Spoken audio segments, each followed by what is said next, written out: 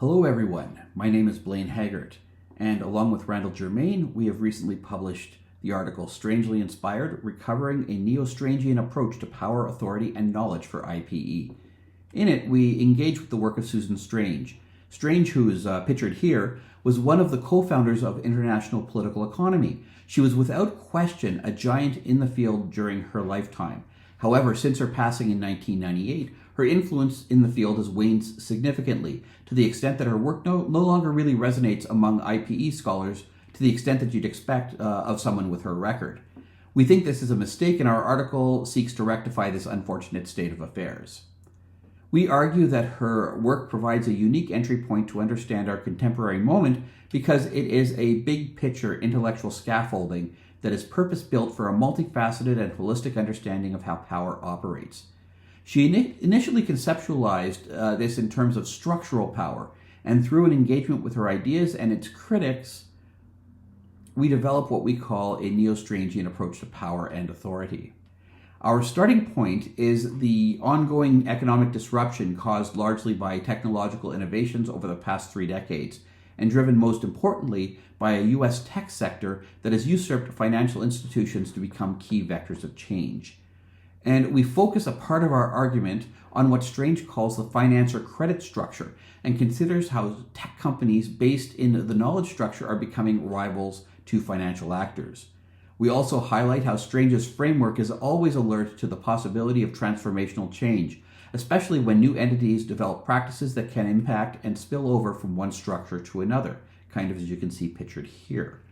We argue that, suitably modified, her conceptual approach continues to have considerable purchase as a lens to understand our era of disruptive and transformational change.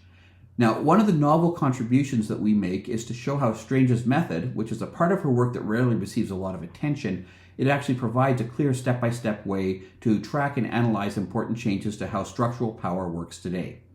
And we do 2 things here. So first, we clarify the 4 key steps in her method that enable us to understand how structural power works and is interpolated or woven throughout all of her primary structures, which she famously identifies as the structures of security, production, finance, and knowledge, and which are depicted in this pyramid. The method involves identifying the bargains among actors that define these structures, tracking the key actors involved in making such bargains, and this can include new and or excluded actors.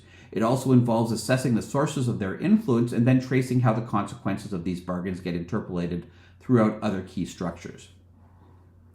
But we also go further than this. We also operationalize the knowledge structure, which, like Christopher May and Ronan Palin, among others, we consider to be the most suggestive and novel of her 4 primary structures. And we do this by making an analytical distinction between what we call knowledge regulation and knowledge legitimation. Knowledge regulation is the ability to control the creation, dissemination, and use of knowledge. So think here, say, about laws over telecommunications or intellectual property, for example. But we also go beyond thinking about knowledge in terms of this kind of regulation to consider it in terms of legitimation. And this for us involves the ability to determine what counts as socially valuable knowledge. For example, over beliefs, as to whether science or religion should have the final say on how decisions are validated. Crucially, it also determines who we turn to for expert advice. Do we turn to the priest, the scientist, or, as is increasingly happening, the tech bro and his company? Although power through knowledge legitimation originates in the knowledge structure, it spills over into all other structures, and through them into the global political economy as a whole. Today, this form of knowledge determines who is considered to be an expert, as well as how goals relate to security, finance, and production are themselves defined. We argue that this ability to define what constitutes knowledge itself, who is considered to be an expert, is an immensely significant form of power. And this is really what makes Strange for us such a compelling theorist for our knowledge-driven society.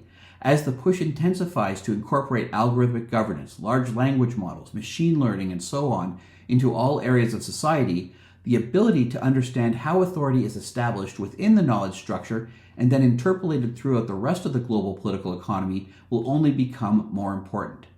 Now, Susan Strange is not well known in communication studies or internet governance circles, but she really, really should be.